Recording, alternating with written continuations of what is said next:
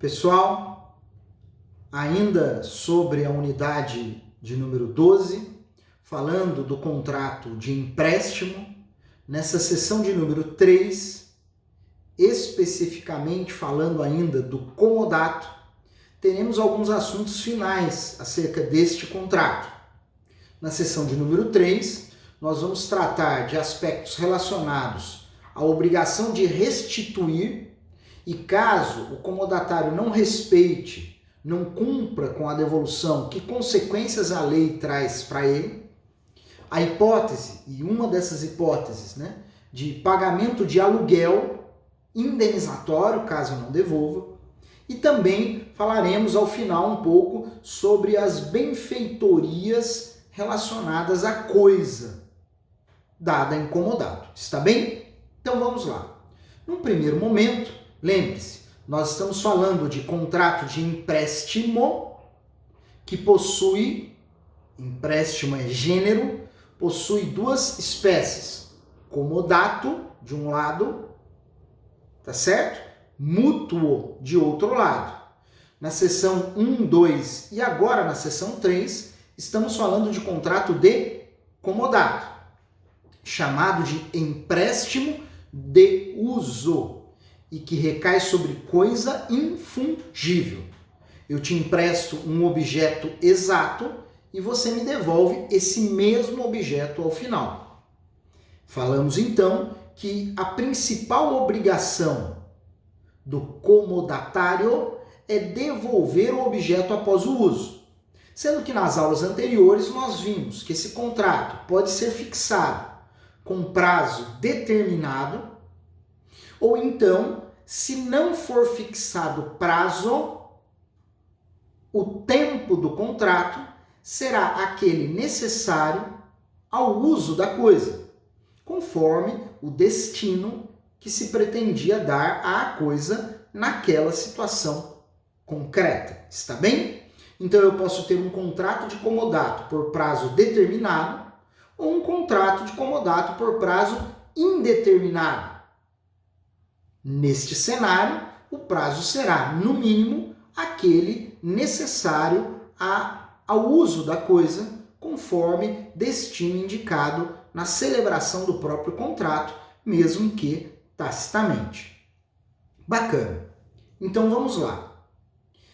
Se eu estiver diante de um contrato por prazo determinado, caso o comodatário não devolva a coisa, portanto, não restituindo o objeto após findo o prazo contratual, ficará o comodatário sujeito a uma medida judicial para devolver a coisa, ação essa de natureza possessória que chamamos de reintegração de posse, me devolva a posse, me coloque na posse de novo do objeto.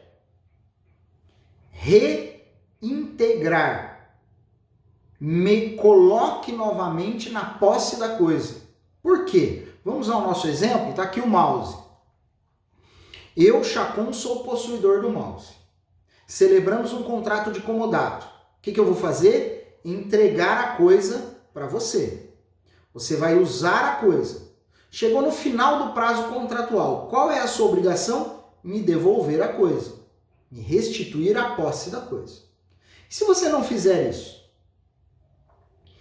Se você ficar com a coisa, eu, Chacon, vou entrar com uma ação de reintegração de posse. Juiz, me coloque novamente na posse do objeto. Só que tem um detalhe. Primeiro, na verdade, dois detalhes. Não confunda essa ação com uma ação locatícia, que é a ação de despejo. Lei de locações, ações locatícias, como a gente já estudou. Aqui, eu não tenho lei especial, eu estou aplicando o próprio Código Civil.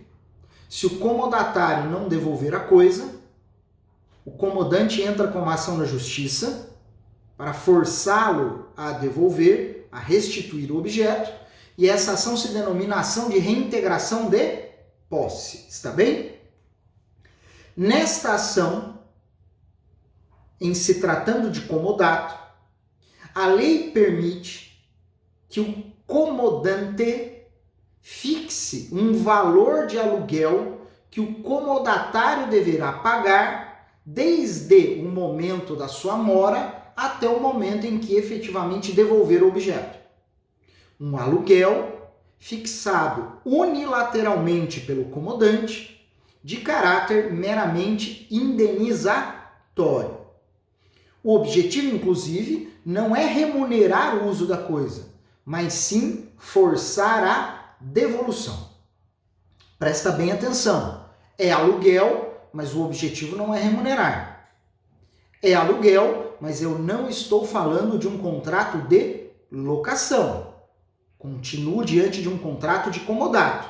O objetivo aqui é o dever de pagar uma quantia pelo uso num valor que pese no bolso do comodatário para desestimular a mora, forçando que ele devolva o objeto sob pena de ter que indenizar o comodante durante aquele período num valor que, se foi fixado unilateralmente, é óbvio que será fixado numa quantia alta, elevada, realmente para agir pedagogicamente contra o comodatário. Bacana. Segunda regra. Como em todas as relações contratuais de prazo determinado, no comodato, ultrapassado o prazo determinado, se as partes derem continuidade ao contrato, ele será transformado num contrato por prazo indeterminado. Está bem? Então, se eu celebro um contrato por prazo determinado, o comodante não solicita a devolução, o comodatário não devolve, aquele contrato tem continuidade, só que terá continuidade como um contrato por prazo indeterminado. Sem novidades esse assunto. Já falamos sobre ele em outras oportunidades. Bacana. Ainda aqui, devemos observar o seguinte. Falei para vocês sobre o atraso na devolução da coisa no contrato de comodato por prazo determinado. Mas vamos falar agora do cenário oposto. Contrato por prazo indeterminado. O que a gente já sabe? No contrato de comodato por prazo indeterminado, o comodante deve, respeitado o tempo necessário para o uso da coisa, o comodante deve notificar, avisar formalmente o comodatário para que ele devolva a coisa, restitua a coisa. Notificado, fixando-se prazo razoável para que ele devolva. Caso o comodatário não devolva o objeto, o que acontece? O comodante pode também entrar com uma ação na justiça de reintegração de posse.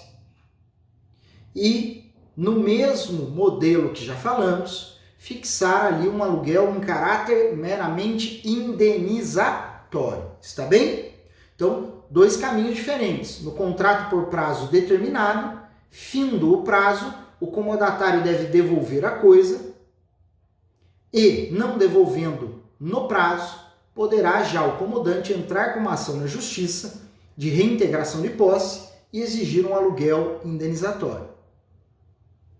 No contrato por prazo indeterminado, a mora é do tipo ex persona. O comodatário só entrará em mora depois de ter sido notificado e, mesmo notificado, não ter devolvido a coisa naquele tempo, que lhe foi concedido. Se não devolver, o comodante pode entrar com uma ação na justiça e fixar também ali um aluguel de natureza indenizatória. Ponto. Comentários nesse primeiro slide da seção 3, comentários finais. Chacon, como assim o comodante notificar o comodatário? Como é que funciona isso na prática? Simples. Pode ser uma notificação escrita, eu vou até o comodatário, pego o recibo, recebi a notificação. Pode ser um telegrama com aviso de recebimento. Pode ser uma carta com aviso de recebimento via correios. Pode ser uma notificação via cartório extrajudicial, está bem? Qualquer dessas modalidades, desde que dê conhecimento inequívoco para o comodatário do interesse do comodante de finalizar o contrato com a determinação para que o objeto seja devolvido. Segundo comentário prático ainda, nesse primeiro slide da seção 3. Olha só, Chacon, como que ele fixa esse aluguel? Ora, esse aluguel não visa remunerar o uso, visa forçar a devolução. Então, geralmente, ele vai colocar um valor acima do valor que seria natural para o aluguel da coisa. Então, vamos imaginar que é um comodato de um apartamento. O aluguel, se fosse um contrato de locação, o aluguel seria de R$1.000. Ora, o comodante aqui não vai fixar 1.000. Esse aluguel indenizatório ele vai fixar em 3.000, porque o objetivo é desestimular que o comodatário fique no imóvel e o devolva o quanto antes. Está bem? Então, são comentários aí práticos ainda nesse aspecto. E caminhando já para o segundo slide, para a parte final dessa sessão de número 3, da unidade 12, eu gostaria de falar duas coisas relevantes, também bastante práticas. A primeira delas diz respeito a... Eu estou organizando a ideia para explicar isso para vocês. Diz respeito a possível prazo prescricional do comodante para agir contra o comodatário. Porque vejam só, tudo que eu falei até agora disse o quê? Se o comodante não receber a coisa de volta, ele poderá entrar na justiça com uma ação de reintegração de posse. Porém, via de regra, nenhum direito é eterno. Nós temos prazos decadenciais e nós temos prazos prescricionais, trazendo segurança jurídica e pacificação social. Portanto, o comodante não tem a eternidade para entrar com ações na justiça contra o comodatário. Via de regra,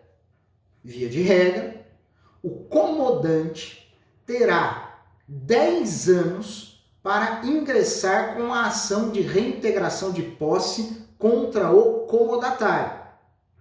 Contado esses 10 anos, a partir do dia em que ele já poderia propor a ação judicial, mas não o fez.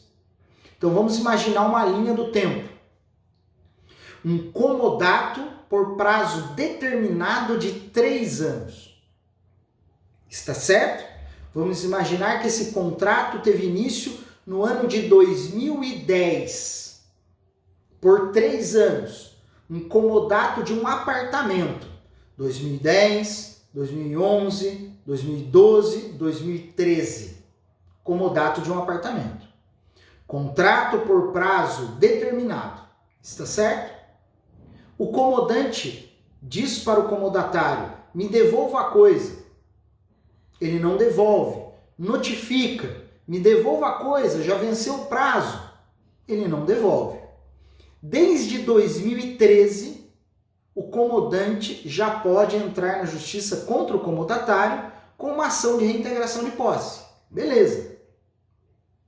Quanto tempo ele tem para entrar com essa ação? 10 anos.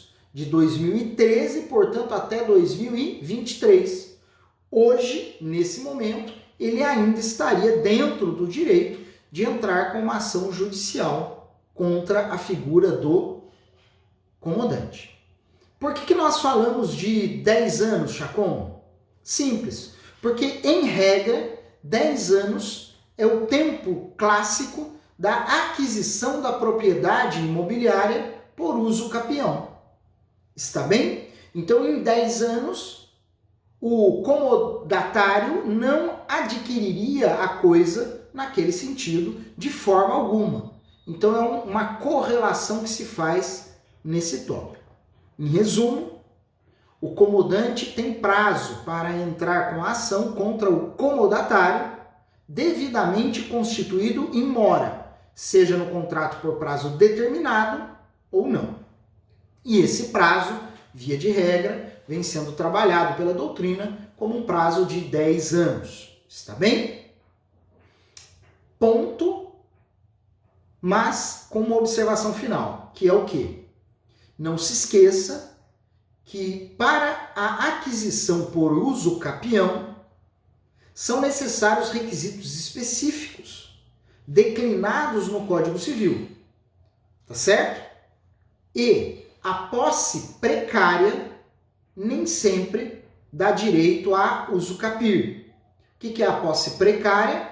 É aquela posse que se mantém, porém, tendo o contratante perdido a justa causa para manter a sua posse.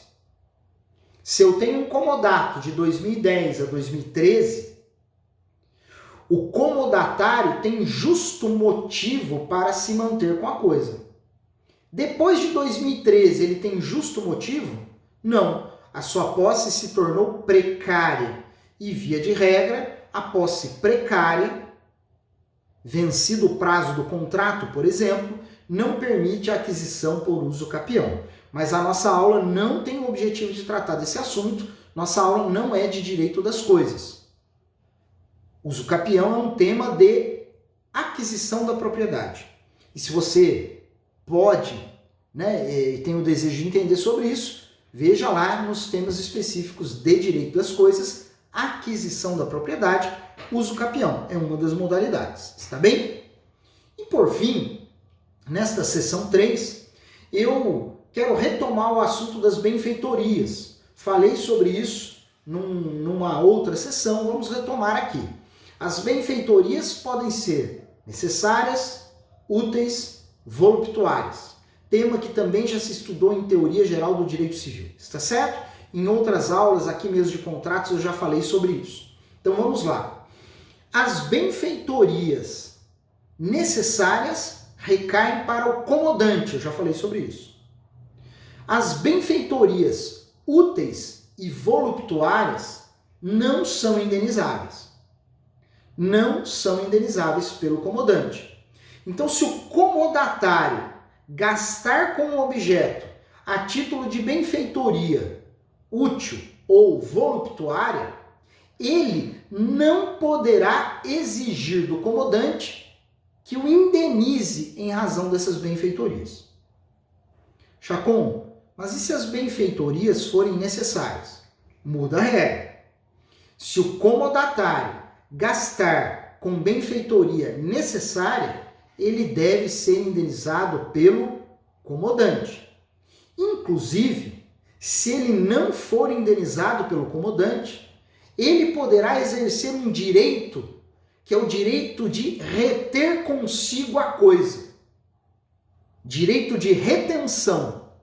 É o seguinte: se o comodatário gastar com benfeitorias necessárias, ele deve ser indenizado pelo comodante. Se o comodante não indenizá-lo, ele pode se recusar a devolver a coisa. Direito de retenção da coisa. Não devolvo o objeto enquanto eu não for indenizado do gasto que eu tive com as benfeitorias necessárias. O direito de retenção é um direito de natureza processual, que vocês estudarão em direito processual civil, como funciona, está certo? Mas aqui no direito material já é possível compreender isso. Então vamos lá, fechando essa aula. Benfeitorias úteis e voluptuárias. Se o comodatário gastar, não tem direito a ser indenizado. Benfeitoria necessária. Se o comodatário gastar, ele tem direito de indenização. Se não for indenizado, ele tem também o direito de retenção da coisa. Segurar o objeto consigo até que seja indenizado. Forte abraço. Obrigado por estar aqui comigo. Sigamos em frente. Vejo vocês na próxima aula, pessoal.